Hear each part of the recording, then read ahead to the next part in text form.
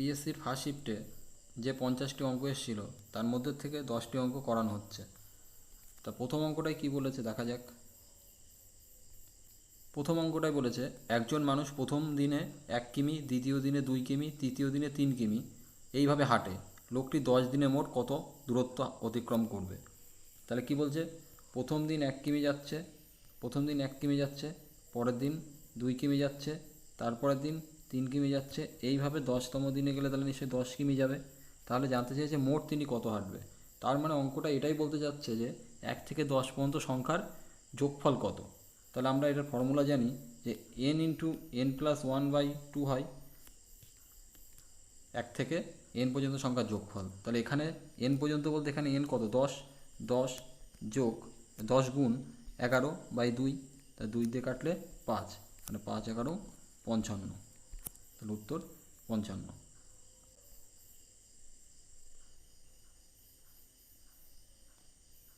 এই অঙ্কটাই বলেছে m সংখ্যার গড় হলো n⁴ এবং n সংখ্যার গড় হলো m⁴, তাহলে m+n সংখ্যার গড় কত? তাহলে বলতে যাচ্ছে যে m সংখ্যার গড় হচ্ছে n⁴, তাহলে মোট কত mn⁴, আবার n সংখ্যার গড় হচ্ছে m⁴, তাহলে মোট কত m⁴n। এটা তাহলে আমরা যদি এখন মোট n+n সংখ্যার গড় বের করতে চাই তাহলে m+n সংখ্যা মোট কত? মোট হচ্ছে নিশ্চয়ই এটা হবে mn⁴ প্লাস m⁴n। তাহলে m+n সংখ্যার মোট হচ্ছে এত, তাহলে তাদের গড় কত হবে? এখান থেকে কমন যায় mn কমন যায়, তাহলে n³ প্লাস n³, আর নিচে থাকে গড় করতে বললে তাহলে m+n। তাহলে এখান থেকে যদি আমরা করি তাহলে এখানে কি থাকছে mn n³ প্লাস m³, তাহলে এখানে a³ প্লাস b³ ফর্মুলা পড়ছে। আমরা কি জানি a³ প্লাস b³ ফর্মুলা? আমরা জানি a³ প্লাস b³ ফর্মুলা হচ্ছে mn ইন্টু থাকছে এখানে mn, আর এখানে থাকছে m+n into m² minus mn plus n² by m+n। তাহলে এখানে m+n কেটে যায়, তাহলে থাকে কি mn into m² minus mn plus n²। তাহলে কী ছিল অঙ্কটাই দেখা যাক। তাহলে এই যে এটা উত্তর। এবার তৃতীয় অঙ্কটায় কি বলেছে, আকাশ সকাল 6টায় মুম্বাই থেকে রওনা হয়ে সকাল 10টায় ব্যাঙ্গালোরে পৌঁছায়। প্রকাশ সকাল 8টায় ব্যাঙ্গালোর থেকে রওনা হয়ে সকাল 11:30 মুম্বাই পৌঁছায়, মানে 11:30টায় মুম্বাই পৌঁছায়। কোন সময় তারা একে অপরে মিলিত হবে, মানে অতিক্রম করবে? তাহলে আমরা এখানে দেখতে পাচ্ছি যে আকাশ এখান থেকে 6টার সময় রওনা হচ্ছে, এইখানে আসছে 10টার সময়। আবার প্রকাশ এখান থেকে 8টার সময় রওনা হচ্ছে, এখানে 11:30টায় পৌঁছাচ্ছে। তাহলে আমরা দেখতে পাচ্ছি এখানে দুইজন দুরকম টাইমে যাত্রা শুরু করেছে। তাহলে আমাদের কাজটা হবে যে এখানে দুইজনকেই একই সময় যাত্রা শুরু করাতে। তাহলে আমরা দেখি এখানে যে এ 6টা থেকে 10টায় মোট তার মানে 4 ঘন্টা চলছে, আর এ 8টা থেকে 11:30 মানে 3.5 ঘন্টা চলছে। তাহলে সময়টাই 4 ঘন্টা ধরে চলেছে আর 3.5 ঘন্টা ধরে চলেছে। তাহলে আমরা অঙ্কের সুবিধার্থে আমরা দূরত্বটাকে এই 4 আর 3.5-এর লসাগু নিয়ে নিচ্ছি। তাহলে 4 আর 3.5-এর লসাগু হচ্ছে 3 × 6 = 7, 4 × 7 = 28। তাহলে এদের লসাগু হচ্ছে 28। যদি লসাগু 28 হয় তাহলে এই 4 ঘন্টায় কত চলবে? 4 ঘন্টায় চলেছে, আর এই 3.5 ঘন্টা চলেছে, মানে 7/2 ঘন্টা চলেছে। 7/2 ঘন্টা যদি চলে তাহলে 4 ঘন্টায় 28 কিলোমিটার চলেছে। তাহলে তার স্পিড কত? এটা টাইম দেওয়া রয়েছে, তাহলে তার স্পিড হচ্ছে নিশ্চয়ই 7। আর এর স্পিড কত? এ যদি 7/2 ঘন্টায় 28 কিলোমিটার চলে তাহলে তার স্পিড হচ্ছে 8।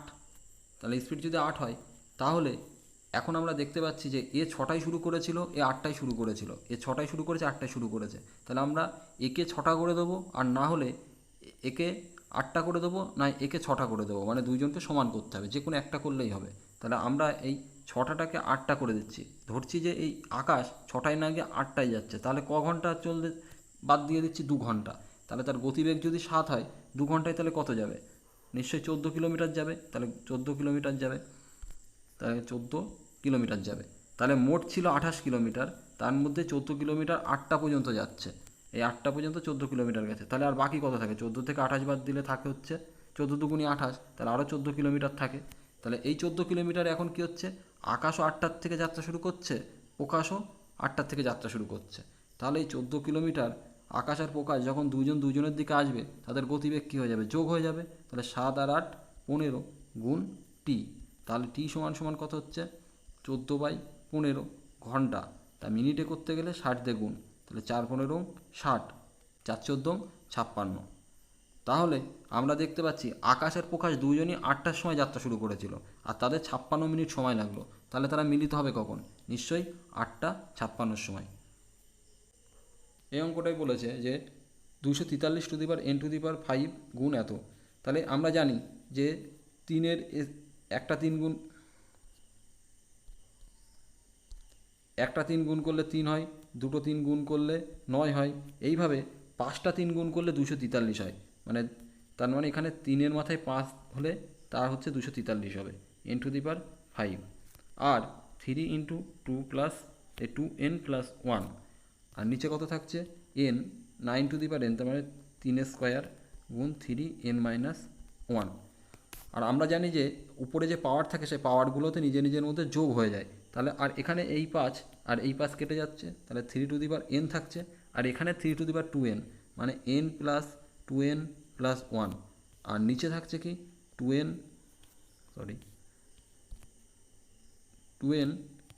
Plus n−1। তাহলে এখানে যদি আমরা যোগ করি তাহলে কত হচ্ছে? 2 আর 3 প্লাস 1, আর এখানে 2 আর 3 -1। তাহলে আমরা এইটাকে যদি, তাহলে এখানে কি হচ্ছে? 2^3n প্লাস 1, আর নিচে থাকছে 3^3n−1। তাহলে এইটাকে যদি উপরে নিয়ে যাই তাহলে আমরা কি পাবো?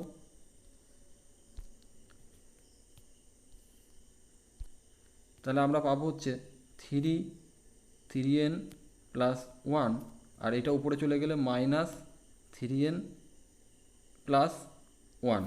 তাহলে আমাদের এই -3n আর +3n কেটে যাবে, তাহলে কত থাকবে? 3 আর 1 আর 1 2, তাহলে এটা যোগ করলে স্কোয়ার করলে কত হয়? 9, তাহলে উত্তর হবে 9। এবার এই অঙ্কটাই বলেছে 15টি সংখ্যার গড় হলো 7, এর মধ্যে প্রথম 8টি সংখ্যার গড় হলো 6.5 এবং শেষ 8টি সংখ্যার গড় হলো 9.5, মাঝের সংখ্যাটি কত? তাহলে এখানে বলেছে যে 15টি সংখ্যার গড় হচ্ছে 7, আর মাঝের প্রথম 8টি সংখ্যার গড় বলেছে 6.5, আর লাস্ট বা শেষ গড় বলেছে 9.5। তাহলে বলেছে মাঝের সংখ্যা। তাহলে আমরা দেখতে পাচ্ছি এখান থেকে যদি এই পর্যন্ত 15টা সংখ্যা হয়, এদিক থেকে যদি 8টা সংখ্যা নেওয়া হয়, আর এদিক থেকে যদি 8টা সংখ্যা নেওয়া হয়, তাহলে মাঝে 8 আর 16 হয়ে যায়, তার মানে মিডিল সংখ্যাটা জানতে চেয়েছে। তাহলে আমরা ধরে নিচ্ছি যে মিডিল যে নাম্বারটা, সেই মিডিল নাম্বারটা হচ্ছে 7, মিডিল নাম্বারটা হচ্ছে 7 ধরে নিচ্ছি। আর নর্মালি আমরা যদি গুণ করি, 15 আর 7 গুণ করলাম, এই 15 আর 7 গুণ করলাম, 8 আর 6.5 গুণ করলাম, 8 আর 9.5 গুণ করলাম, এই দুটো গুণ করে যোগ করে এটা বিয়োগ করলে হয়ে যায়, কিন্তু আমি সেভাবে দেখাচ্ছি না। তাহলে আমরা ধরে নিচ্ছি যে মিডিল নাম্বারটা হচ্ছে 7, মিডিল নাম্বারটা যদি 7 হয় তাহলে এ কত কম আছে? এ -0.5 কম আছে। তাহলে ওভারঅল কত কম আছে? 4 5 5 8 40, মানে 4 কম আছে। আবার এ কত বেশি আছে? 7-এর থেকে 9.5 হলে কত হয়? 8 9, 1.5 বেশি আছে, 1.5 বেশি আছে, তাহলে 1.5 বেশি আছে। তাহলে ওভারঅল কত আছে? 8 15 120, মানে 12 বেশি আছে। তাহলে আমরা ধরে নিয়েছিলাম যে তাদের মাঝের সংখ্যাটি হচ্ছে 7, কিন্তু দেখতে পাচ্ছি তার গড়ের এদিক থেকে 4 কম আর এদিকে 12 বেশি। তাহলে কত হচ্ছে? তাহলে 12 থেকে 4 বাদ দিলে হয় হচ্ছে, এই 7-এর থেকে 4 বাদ দিলে হয় হচ্ছে 3, 3 আর 12 15। ভুল হলো কোথায়? সরি, এখানে হচ্ছে আড়াই কম হচ্ছে, 7 থেকে 8 9, আড়াই কম, আড়াই বেশি হচ্ছে। আড়াই বেশি হলে 8 25 হয় 200, 200 হলে তাহলে এখানে উত্তর হবে হচ্ছে 20, এখানে হবে হচ্ছে 20। তাহলে 20 বেশি যদি হয় তাহলে আবার এখানেও 20 হয়ে যাবে। তাহলে 20 হলে তাহলে 7-এর থেকে 4 বাদ দিলে 3, 3 আর 20 23। তাহলে উত্তর 23। এই অঙ্কটাই বলেছে মনীষ যদি 20 কিমি ঘন্টা গতিবেগে হাঁটতেন তাহলে তিনি 600 কিলোমিটার দূরত্ব যেতে 1 ঘন্টা সময় বাঁচাতেন। মনীষের স্বাভাবিক গতিবেগ কত? তাহলে এই অঙ্কটা অনেক সূত্র ছাড়াও করা যেতে পারে। তা আমি যে ফর্মুলাটা আছে, একটা সময় দূরত্ব সবথেকে ইম্পর্টেন্ট একটা সূত্র বলা যেতে পারে। সেই সূত্রটা হচ্ছে d equal to S1 into S2 by S2 minus S1 into delta t. তাহলে এখানে দূরত্বটা কত বলেছে? দূরত্ব বলেছে 600। তাহলে গতিবেগ বলেছে যদি 20 কিলোমিটার বাড়ানো যেত, আমি ধরে নিচ্ছি প্রথমে এক্স ছিল, তাহলে 20 বাড়িয়ে দিলে কত হবে? এক্স প্লাস 20 হবে। আর তাদের পার্থক্য কত? পার্থক্য নিশ্চয়ই 20 হবে। আর সময়ের কত বেঁচে যেত? বাঁচাতেন 1 কিলোমিটার বাঁচাতেন। তাহলে কত হচ্ছে? 6 দুগুণি 12, 12,000 ইন্টু এক্স প্লাস 20। তা এইবার যদি আমরা এটা ক্যালকুলেশন করি, তা ক্যালকুলেশন করলে আমাদের দ্বিঘাত সমীকরণ আসবে। তা সেই দিকে গেলে একটু ক্যালকুলেটিভ হয়ে যেতে পারে। তাহলে আমরা এখানে অপশান টেস্ট করব। এখানে দেখব যে কোন অপশানটা নিলে এটা এই 12,000 স্যাটিসফাই করে যাচ্ছে। তাহলে আমরা সবথেকে প্রথমে অপশানের মধ্যে সবথেকে সোজা অপশানটাই নিয়ে দেখব, যেটা হয় সেটা হচ্ছে 100। 100 নিয়েই দেখি। তাহলে 100 যদি এখানে বসাই তাহলে 100 আর 20 হয় 120। তাহলে এখানে ডাইরেক্ট 12,000 এসে যাচ্ছে। তাহলে প্রথম অপশানটাতেই উত্তর বেরিয়ে গেল। তাহলে প্রথমটাই উত্তর।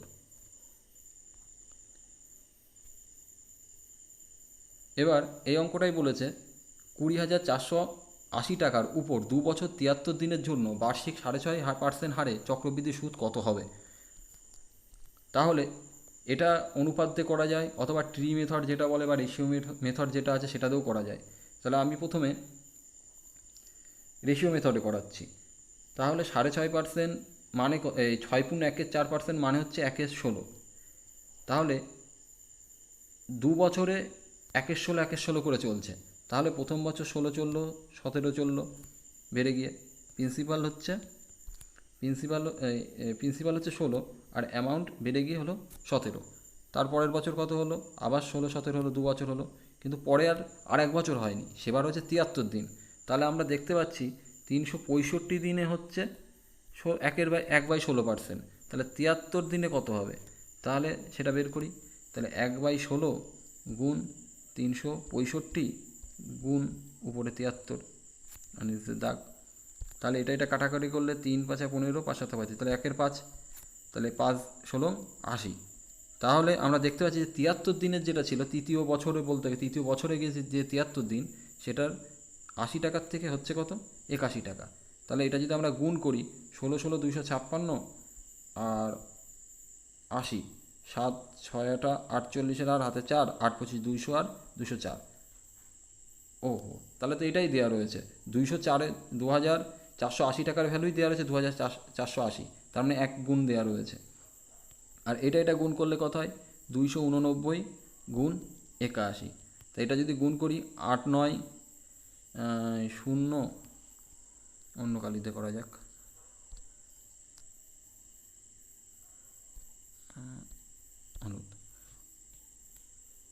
এটা যদি আমরা ভেঙে করি তাহলে কত হয়? এটাকে যদি 80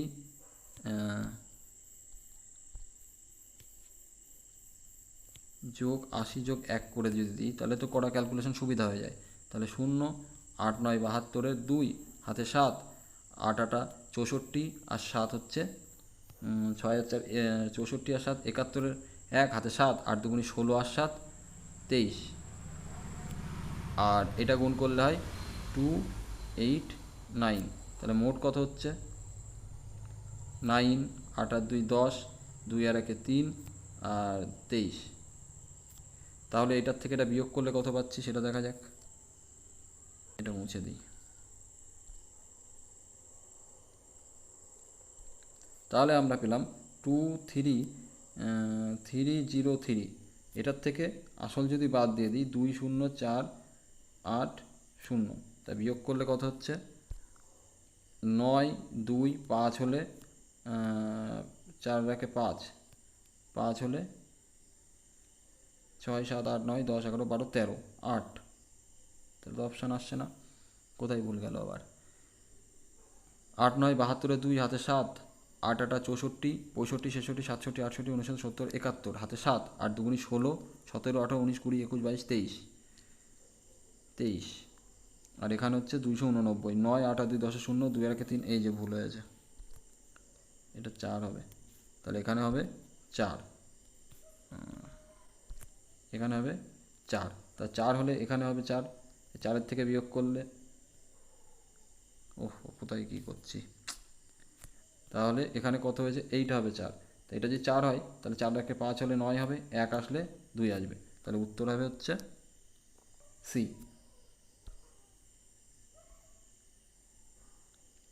এবার এই অঙ্কটাই বলেছে 6টি পর্যবেক্ষণের গড় হচ্ছে কত, 45.5, যদি পূর্ববর্তী পর্যবেক্ষণের সঙ্গে একটি নতুন পর্যবেক্ষণ যোগ করা হয় তাহলে নতুন গড় কত হবে, 47, নতুন পর্যবেক্ষণটি কত। তাহলে বলছে যে 6টি পর্যবেক্ষণের গড় হচ্ছে 45.5, আর নতুন পর্যবেক্ষণ যোগ করলে মানে আর একটা পর্যবেক্ষণ আসলে তখন তার গড় হয়ে যাচ্ছে 47, তাহলে নতুন পর্যবেক্ষণটি কত। আমি ধরে নিচ্ছি যে নতুন যে পর্যবেক্ষণটা, নিউ নাম্বারটা যেটা যদি বলি, নতুন নাম্বারটা হচ্ছে 45.5 ধরে নিচ্ছি।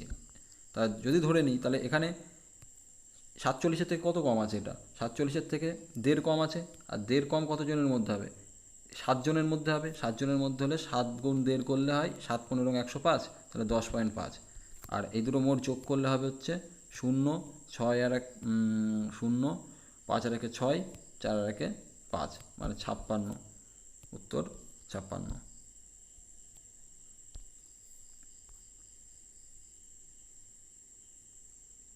এই অঙ্কটাই বলেছে দুধ ও জলের মিশ্রণে তিনটি পাত্রে দুধ ও জলের মিশ্রণে 3টি পূর্ণ পাত্র রয়েছে এবং তাদের আয়তনের অনুপাত 7:5:13।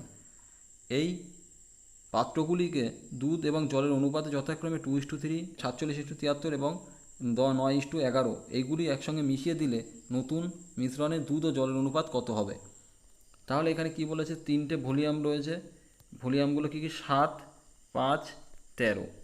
এবার এই প্রথম ভলিউমের রেশিওটা কী আছে, ওয়াটার আর মিল্কের রেশিওটা কী আছে, মিল্ক আর ওয়াটারের রেশিও আছে হচ্ছে 2:3, 47:53, আর এর ক্ষেত্রে আছে 9:11, এটা দেয়া আছে। তাহলে এবার জানতে চেয়েছে যে নতুন মিশ্রণে দুধ ও জলের অনুপাত কত হবে।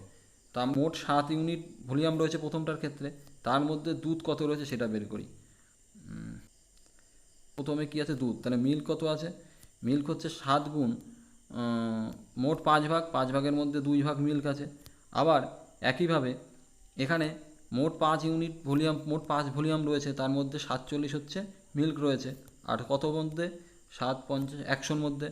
আবার এখানে কত আছে, 13 ইউনিট মোট ভলিউম, তার মধ্যে 9 ইউনিট হচ্ছে মিল্ক, কতর মধ্যে 9 আর 20 11 20, তাহলে এটা হলো। তাহলে এটা ক্যালকুলেশন করে দেখি কথায়, তার নিচে সুবিধার্থে মানে এই 100 আছে, তো 100-র এখানে আমরা সব এই 100 আর এখানে 20 আছে বা এখানে 5 আছে, সেগুলোকে সব আমরা 100 করে নেবো। তাহলে এর সাথে 5 গুণ করতে হবে, তাহলে এখানে 5 গুণ, আবার এখানে 20 গুণ করতে হবে, তাহলে এখানে 20 গুণ, তাহলে কত হয়, 7 দুগুণি 14, 14 গুণি 28, মানে 280 প্রথমটা। তারপর এটার ক্ষেত্রে কত হচ্ছে, 4 5 20 আর 5 7 35, মানে 235। আর এই পাশে হচ্ছে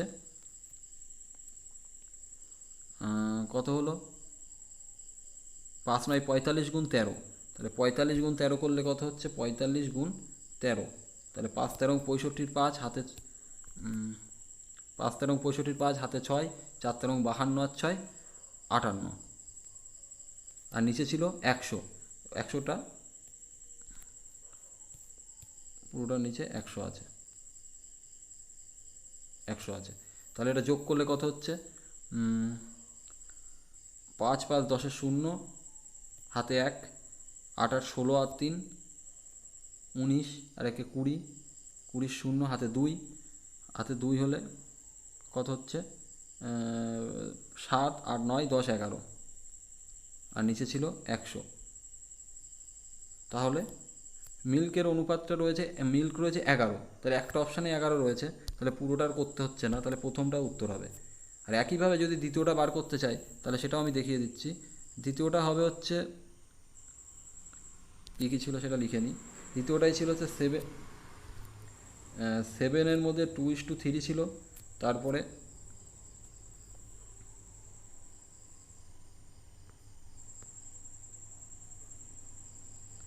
2:3 ছিল। 5-এর মধ্যে 47-53 ছিল, 13-র মধ্যে 9-11 ছিল।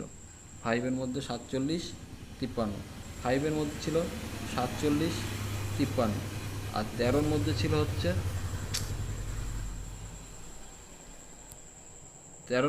হচ্ছে 9-11। তাহলে মিল্ক ছিল। এবার ওয়াটারের ক্ষেত্রে তাহলে কী হবে? ওয়াটারের ক্ষেত্রে 7 গুণ 3/5 হবে। আবার একইভাবে 5 গুণ 53/47 হবে, এই 47 না 100 হবে।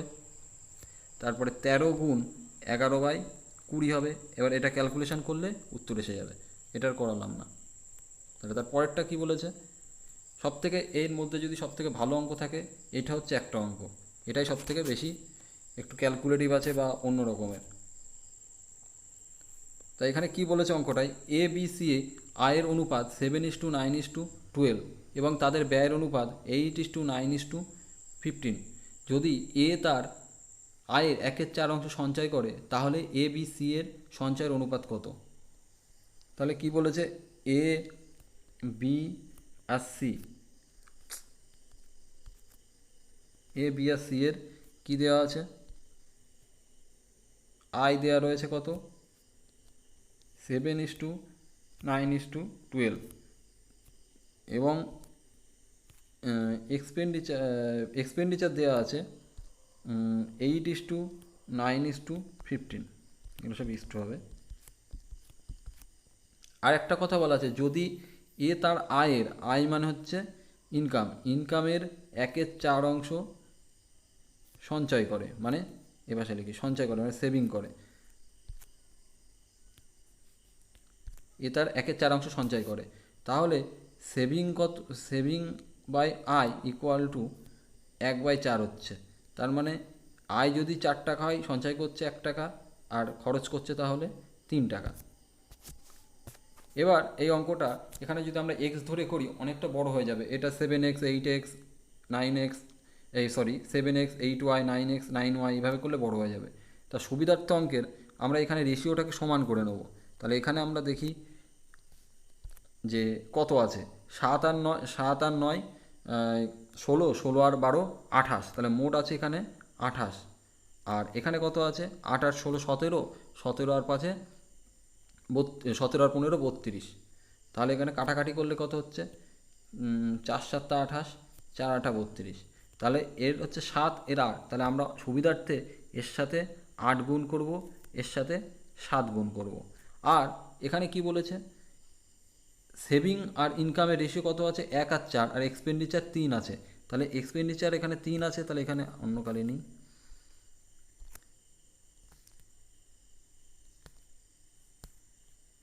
এক্সপেন্ডিচার 3 আছে, 3 লিখলাম। আর ইনকাম কত আছে? ইনকাম হচ্ছে 4, তাহলে এর সাথে 4 গুণ করলাম। তাহলে এটা ক্যালকুলেশন করলেই, আর এইগুলো গুণ মানেই এইগুলোর সাথে ডান পাশেরগুলোর এই গুণগুলো মানে হচ্ছে সবার সাথে গুণ। তাহলে সেভিংটা কী হবে? ইনকামের থেকে এক্সপেন্ডিচার বাদ দিলেই সেভিং পাওয়া যাবে। তাহলে আমরা দেখতে পাচ্ছি যে এখানে ইনকাম যদি করা হয়, জায়গায় শর্ট হয়ে যাচ্ছে। তাহলে প্রথমে ইনকাম কত? এটা আছে 7 গুণ 4 গুণ 8 বিয়োগ 8 গুণ 7 গুণ 3। এটা আছে প্রথমটার ক্ষেত্রে। এর যদি সঞ্চয় ধরা হয়, আর পরের পেজে করা যাক। 7 গুণ 8 গুণ 4, 7 7 9 12, এর সাথে গুণ ছিল 8 গুণ 4। আর এটা কত ছিল? 8 ছিল, 9 ছিল, আর এটা কত ছিল? 8 ছিল, 9 ছিল, আর 15 ছিল। আর এখানে 7 আর 3 ছিল। 15 ছিল, 7 আর 3 ছিল। এটা ছিল 15, 7 গুণ 3। তাহলে এটা যদি ক্যালকুলেশন করা যায়, এবার দেখা যাক। 7 গুণ 8 গুণ 4 বিয়োগ 8 গুণ 7 গুণ 3, এটা হচ্ছে এর সঞ্চয়। এবার বি এর সঞ্চয় কত হবে? 9 গুণ 8 গুণ 4 বিয়োগ কত হচ্ছে? 9 গুণ 7 গুণ 3, এটা বি এর সঞ্চয়। আর সি এর সঞ্চয় তাহলে কত? 12 গুণ 8 গুণ 4 বিয়োগ 15 × 7 × 3। তাহলে এবার দেখতে পাচ্ছি যে এখান থেকে যদি আমরা কমন নিই এই দুটোর থেকে কমন নিলে 8 আর 7 মানে 56 কমন যাচ্ছে। 56 কমন গেলে 4 আর 3-এর বিয়োক্ত হলে 1 হয়ে যায়। থাক, তাহলে এখান থেকে কী কমন যায়? 9 কমন যাচ্ছে। 9 কমন গেলে 8 9 এই 4 8 32 আর 3 7 21। 32-এর থেকে 21 বাদ দিলে 11 হয়। তারপরে এখানে কি বলেছে? এখানে কি কমন যাচ্ছে? এখানে 3 কমন যাচ্ছে। তো এখান থেকে যদি আমরা 3 কমন নিই তাহলে কত থাকে? 3 কমন নিলে এখানে 4 থাকে, 4 4 16 আর 8 16 128 বিয়োগ 3 কমন নিলে এখানে কত ছিল? 5। তাহলে 3 5 15, 7 15 105। তাহলে এটা যদি হয় তাহলে এখান থেকে এটা বাদ দিলে কত হয়? তাহলে এটা 56 হচ্ছে, এটা 56, এটা 99, আর এখানে 5-এর থেকে এটা দিলে 3, আর এখানে হচ্ছে 2 আর গুণ 3, 2 গুণ 3 করলে 69। তাহলে কত হলো দেখা যাক অপশান এসছে কিনা। 56 99 69, কোথায় গেল? 56 99 69, প্রথম অপশানটাই রয়েছে। এই অঙ্কটাই একটু ক্যালকুলেটিভ বলা যেতে পারে। এই শিফটের মধ্যে সব থেকে যদি একটু অন্যরকম অঙ্ক থাকে। তো ভিডিওটি যারা শেষ পর্যন্ত দেখলো তাদেরকে থ্যাংক ইউ। আর যদি কেউ ভর্তি হতে চাও তাহলে আমার এই নাম্বারটি যোগাযোগ করতে পারো।